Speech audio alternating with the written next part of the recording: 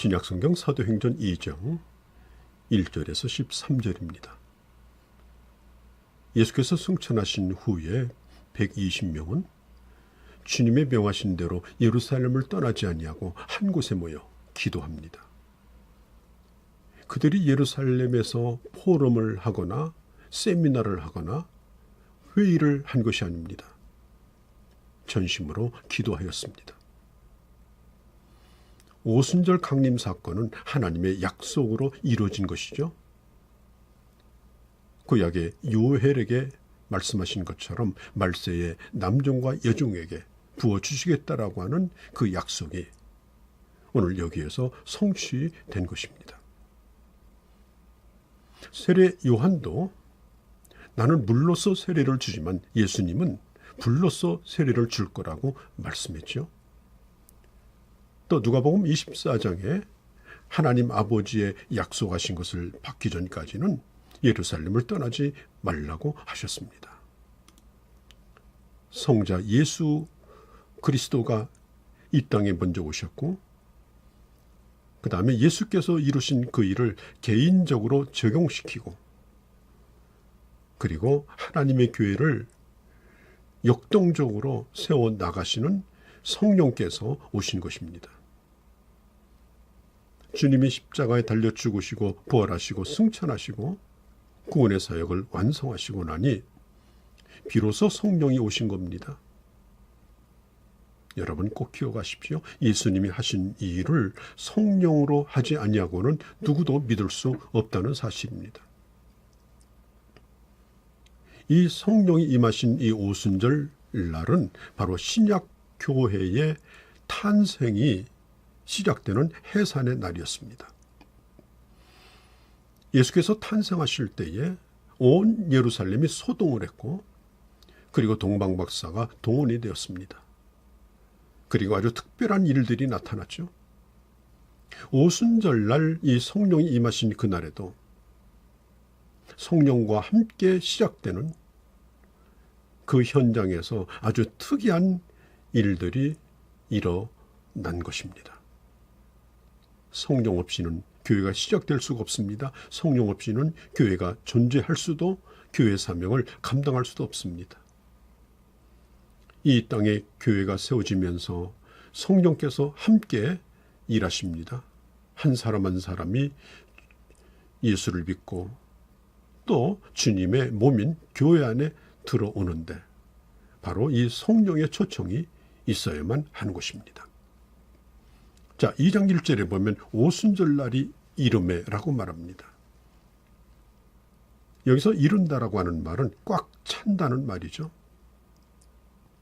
물이 컵에 꽉 차서 차오르듯이 오순절이 꽉 차올랐다는 것입니다.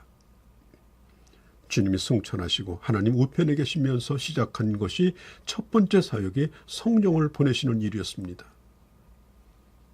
이것은 주님이 승천하시는 후에 주시기로 약속한 것입니다.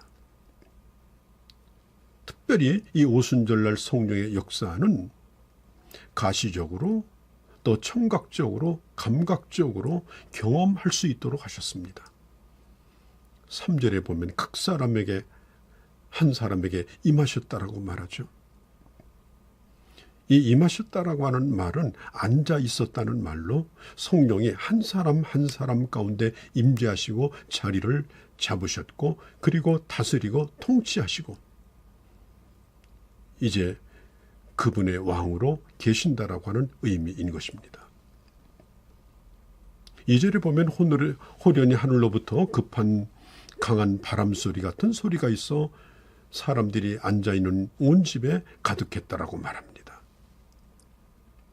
여러분, 그들이 들은 소리는 환청이 아니었고 이것은 분명한 소리였습니다. 또 바람이 그 집에 가득했습니다. 바람이란 기압의 차이에서 일어나며 그리고 강력한 충격으로 파동으로 일어나기도 합니다. 지금 이 다락방에 마치 핵폭탄이 터지는 것처럼 엄청난 힘으로 성령께서 역사하기 때문에 그 충격의 폭풍처럼 사람들에게 임했고 그리고 그것을 초토화시킬 수 있는 그런 영향을 발휘한 것입니다. 이런 일은 귀로 들리는 소리나 물리적인 충격이 아니라 고요하고 깊은 가운데 그 영혼의 내면 속에 임하는 하나님의 역사를 의미하는 것입니다. 자, 예수님께서 어느 날 밤에 찾아온 니고데모에게 성령으로 거듭난다는 게 뭐냐? 바람이 어디서 불며 어디로 가는지 모르는 것 같다고 하신 것처럼 바람이 촛불을 흔들리게 하는 세밀함도 있지만 허리케인처럼 어마어마한 괴력을 발휘하는 힘도 가지고 있습니다. 그날 오순절날 각 사람에게 임했던 그 고요한 성령의 역사뿐 아니라 강력하게 그 회중과 그들 가운데 임했던 느낄 수 있는 성령을 그들은 경험을 했던 것입니다. 눈보라가 치는 겨울날에 창문을 열면 그 방 안에 찬바람이 휙 하고 들어와서 온 집을 춥게 만들듯이 120명의 무리가 모여서 기도하는 그곳에 성령께서 임하시니 그 성령의 바람이 그들 회중을 완전히 뜨겁게 사로잡은 것입니다. 성령의 역사는 이론이나 설명으로 쉽지 않지만 현상적으로 영적으로 느끼도록 임한 것입니다. 하나님의 사랑을, 하나님의 임재하심을 그들은 경험할 수 있었습니다. 여러분, 기독교 교리는 철학이나 사상이 아니라 하나님이 함께 하시는 임재하시는 하나님을 만나는 역사입니다. 불의 혀같이 갈라지는 것을 저에게 보여줬다라고 말하죠. 바람은 청각적이라고 하면 불의 혀는 시각적인 그런 체험인 것입니다. 각 사람에게 성령이 임했을 때의 뜨거운 임재와 함께 마치 그 사우나에 들어가면 숨이 막힐 것 같은 그런 뜨거움이 그들 회중을 압도하였던 것입니다. 그들에게 불이 임하였고 그리고 그날 이후로 그들은 가슴에 불을 품고 살아가는 사람들이 되었던 것입니다. 예수를 믿는 것은 뜨거운 가슴으로 믿는 것입니다. 예수를 믿는 것은 불을 품고 사는 것입니다. 열정을 가지고 사는 것입니다.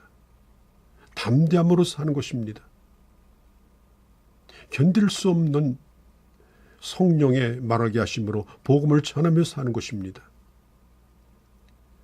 성령은 우리의 머릿속에 임하는 것이 아니라 그 육체와 전 인격을 사로잡는 하나님이 나를 지배하시고 다스리는 역사입니다.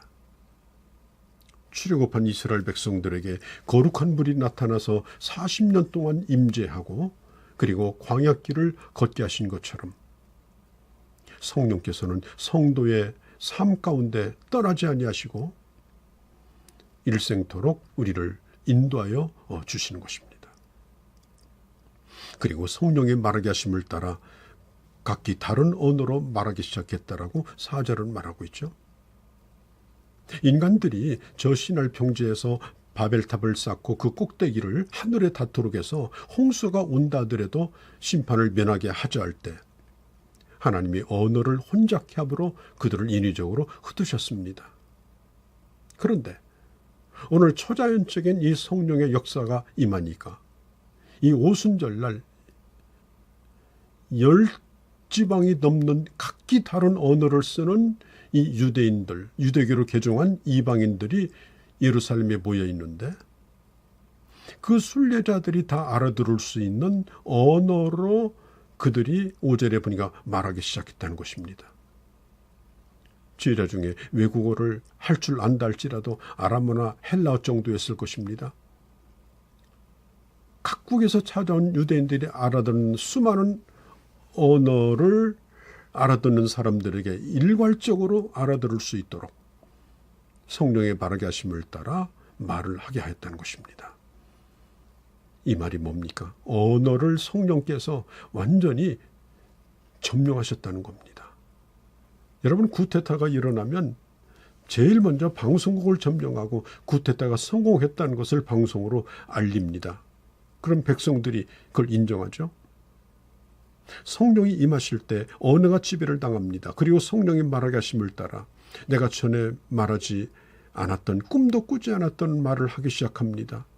내 혀가 성령에게 쓰임받기 시작합니다. 감사의 말을 합니다. 사랑의 말을 합니다. 무엇보다도 하나님의 말씀을 증거하는 입술로 변화되어집니다.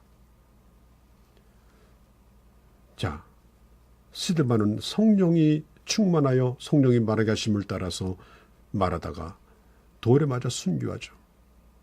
베드로는 성령이 충만하여 하나님의 말씀을 증거하니 3,000명이 예수를 믿는 역사가 나타났고, 빌립 집사는 성령이 말하게 하심을 따라 말함으로 저 에티오피아의 내시를 예수 믿게 했습니다.